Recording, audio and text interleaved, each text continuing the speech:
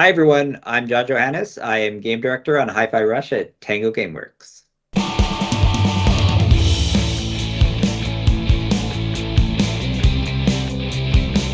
You've actually created this game starting from 2017, so how did you keep this game a secret from then up till now in its big surprise launch? Honestly, I don't know. I thank everyone who knew about it but didn't talk about it. I think that was the secret. I mean, later on when we were getting close to finish, we got kind of had to tell people, hey, don't spoil it, you know. But early on when a game's in development, I think people are very kind and they don't talk about the game, especially when you don't know what's going to happen to it. So I would say it was half a miracle that it didn't leak or something like that. But because a lot of people were involved with it, so Yes, one of them is actually like a Malaysian company I know, Lemon Sky Studios. yes, they contributed so much to help flesh out our character design and our boss designs and things like that. So they've been immensely helpful with our 2D art. Were there like any characters? Okay, because you got Chai, you've got Peppermint, you've got Macaron. How did the naming convention started? Like, was it pre-production already settled down, or was it like a very last-minute thing? No, early on they were kind of almost like temp names because I just wanted something that felt fun, and not grounded in, oh, these are American names or these are or I really kind of identifying like a place in the real world. It was supposed to be its own world. So I just kind of wrote down lists of almost like I know it's food items or spices or things like that, but things where it doesn't, you know it, but it doesn't really feel identified to a certain culture. Maybe they were always temp names, and I were always in the document. It was like macaron temp name because I thought people would think it just wouldn't fit, but then people just got used to calling it that, so we just kept it as that. Yeah. So, what inspired Tango Gameworks to do something non-horror for a change? Was it more like a change of pace, or was that just something you were pushing? You were pushing this idea forward and making sure that it gets done. I had this idea for a long time. This idea of this sort of like action game where everything is synced up to the music, and everything that we had made up until The Evil Within 2 was horror games. So it's a complete polar opposite to everything that we've done. And in like half of me was like, oh, we're kind of in this sort of very mature zone. It's going to be very hard to do it. But at the same time, I know that Mikami-san's vision for the studio was more of experimenting with ideas, trying new ideas and things like that. So coming after 4 titles, and we knew that Ghostwire Tokyo was the next game that was up for development, which was another sort of darker toned game. I just kind of felt like it was a right time to pitch this idea for a colorful rhythm action game that I had a strong vision for it. So that I think I pushed it hard enough that it wasn't just kind of like a surface level idea.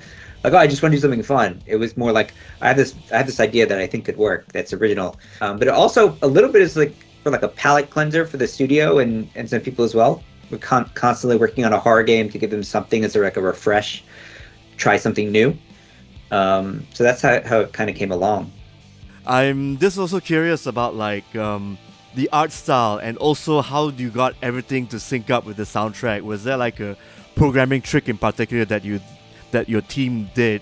Because when I look at it, when I play it, I mean, apart from the whole Beautiful Joe Jet Set Radio vibe, I'm getting the 2000s action game vibe thing that's going on. You've kind of actually did something really, like, people actually talk about it but never actually could pull it off like proper, which is having the entire background and the characters just sync up to the music. So what was the thought process in getting all that minuscule detail done down to a T?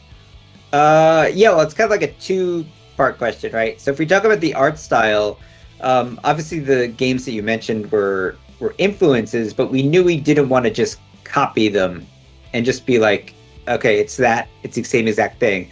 But we wanted people to feel like it was like almost like like in the same spirit as that. So we worked really hard to take different references, but then curate it, the visual identity to kind of make it feel like its own.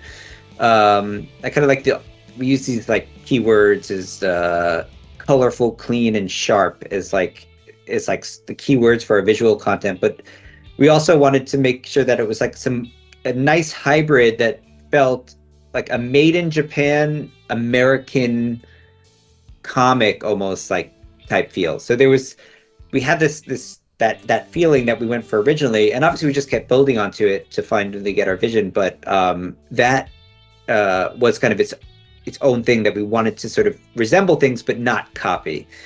And as for like the rhythm element, that was one of the first things that we knew we had to do. So that was part of like when we first started prototyping the game.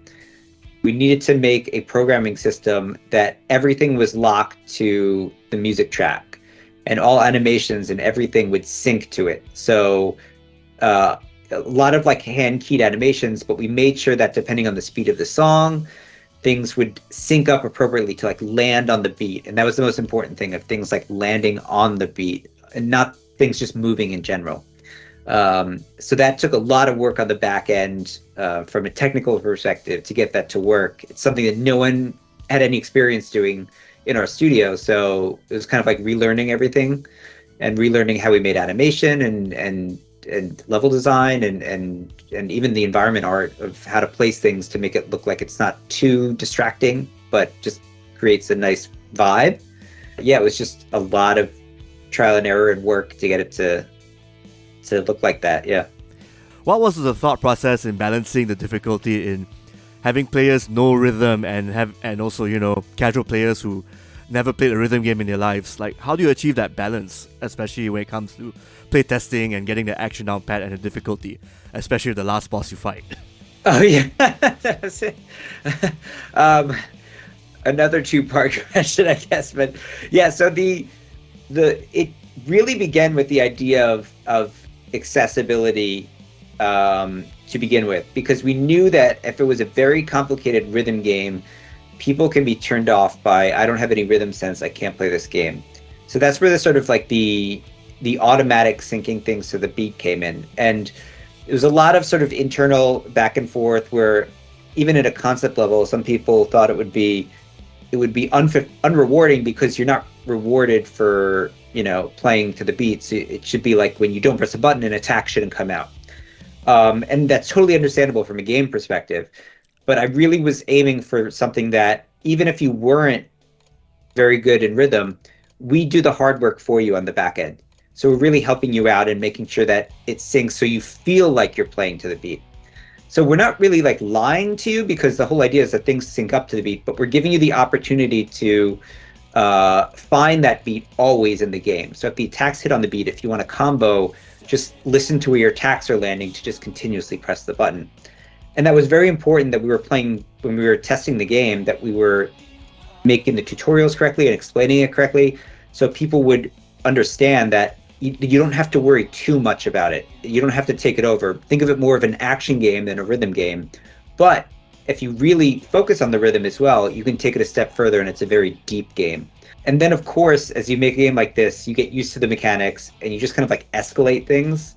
So if you want to talk about like the last boss, obviously that's like the pinnacle of everything you've learned up in the game to like create this like ultimate experience of attacks that sync to the beat, but also sync with a song track that's playing in the background, combining all elements of like your partner usage, your parrying, and what we think is just like an epic fight in general. And that was like just something that we knew that we wanted to do and pull off. Kind of like, yeah, like builds up to this thing. It's like we're just slowly training you to build up.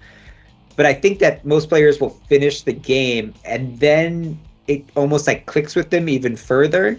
And then they'll go back to the beginning and they're like, and they just keep, it's almost like the first place is like a tutorial in a sense, in a way. And then they can go back and then they can like really get in there and deep and play with the mechanics and find all this deep stuff that we put in there as well. You've clearly seen like the PC Steam, like all the user reviews are like, I think overwhelmingly positive, like a very huge chunk of it. Yeah, it's insane. Yeah, and we're amazed by that. Yeah. I'd like to ask, how do you personally feel about the game outperforming on its surprise debut? And you know, having this sort of thing can be like a 50-50 chance. I mean, it could backfire. Like, why take that chance from a business perspective or from a director's perspective?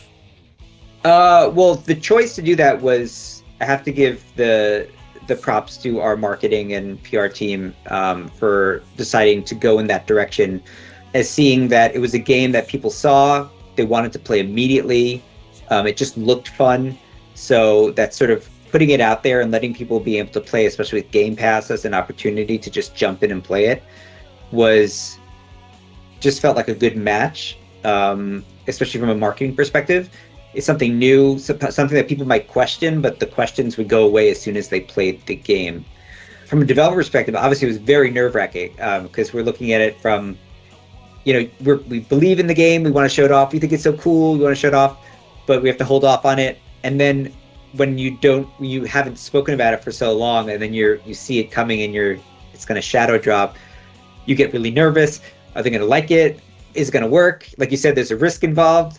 What if it doesn't take off? And so you start freaking out. You think about all the possibilities. So we were freaking out internally, but marketing stayed to their vision of, we think this is even though there is a risk attached to it, we think that this will succeed. So, and it seems to have done better than we could have imagined. So, yeah, it worked out well. So I gotta ask, have you heard of a game called No Straight Roads by any chance? I have heard of it. I know that it when we were developing our game, it popped up as saying, "Hey, there's another game that's doing rhythm action," and at this point we already had our game play like solidified, and people were like, "Should we check it out?" And I'm like, "We already know what we're doing. It's like whatever they're doing. It's like we shouldn't like play off each other. Just like let it be. Not in a bad way. It's like whatever they're doing, it's like don't let that kind of influence what we're doing, because we didn't feel like we wanted to either copy something or try to one up somebody in that way either." And then later on in development, we took a look at it and realized that I think we were going for a different type of, while they were rhythm action games, I think they were kind of different ends of the spectrum in terms of what they were going for. So, well, maybe you can pull comparisons to like our art style or something like that. I'm glad that those two options exist for players who like this type of experience, that they are two different experiences that people can play. Oh, and I also gotta ask, there was actually I think it was the 8th chapter after Corsica stage, the one where you have to invade Mimosa's party, basically. So at the start, when you're on the rooftop, when Chai is on the rooftop, there's actually like a garden and a globe. That kind of reminds me of how Vinyl City's starting area looks like. I mean, is it coincidence? Have you seen it before? Or it could be like a tribute that you guys did somehow? I don't think. I mean, I didn't artistically design that. I know the person who designed it. It was more of a. I think they referenced. If you've ever been to Universal Studios, especially Universal Studios Japan. Okay, Universal Studios Japan. Yes. They have like a globe with like this, with the lines around it showing all the interconnected things. Yep. I know that that's what they told me, that they're like, it'd be cool as if we had this like Universal Studios feel, because it feels like a theme park. Because you see like Ferris wheels in the backgrounds and things like that. So that's what I was told. Given that the game has already come out and whatnot, and again, it's way too soon to talk about future plans and all that, but would Hi-Fi Rush be something Tango Gameworks want to revisit 6 months or 8 months down the line? Like, would you consider planning more content in the far, far, far future, despite the game coming out literally days ago? Yeah, I do.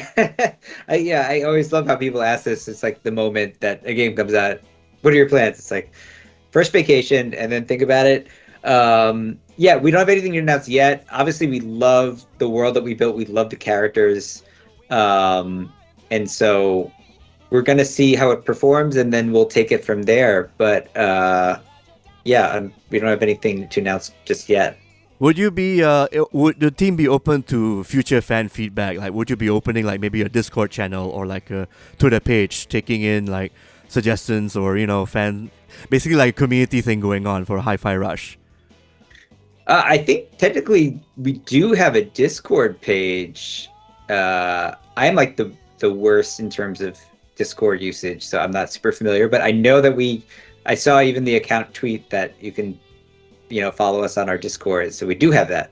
But again, like we always look for reactions of what people had difficulties playing with, or what parts they like really liked and things like that.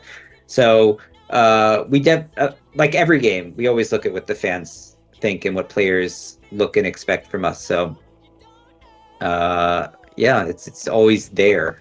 So every good and every bad. The bad hurts a little bit more, obviously, but when you see it, but we look at everything. So. All right. So one final message you want to say to new fans of action rhythm games and anyone who's currently playing Hi-Fi Rush. Yeah, I know that it's a genre that exists, this sort of rhythm action or combination of music with other types of games. I like to think we did something really, really awesome with it. And I think we did something that was very, very accessible. So don't be turned off by if it's either, we do have a lower price point. Don't think it's like a small game. It is a very meaty and large game, which you can probably attest to, with lots of content. And our quality is super high, but it's just an overall fun and positive experience that you can get from it. So even if you think that the game might not be for you, you're not a good action player, you're not a good rhythm game player, it's like you shouldn't be worried. And if you just want to have a good time and have fun, then you should play Hi-Fi Rush. Cause I had to know. No more secrets, no disguise, putting on a show. You played your games, parlor magic, let your hand show. You can't get hurt by the things that you don't know.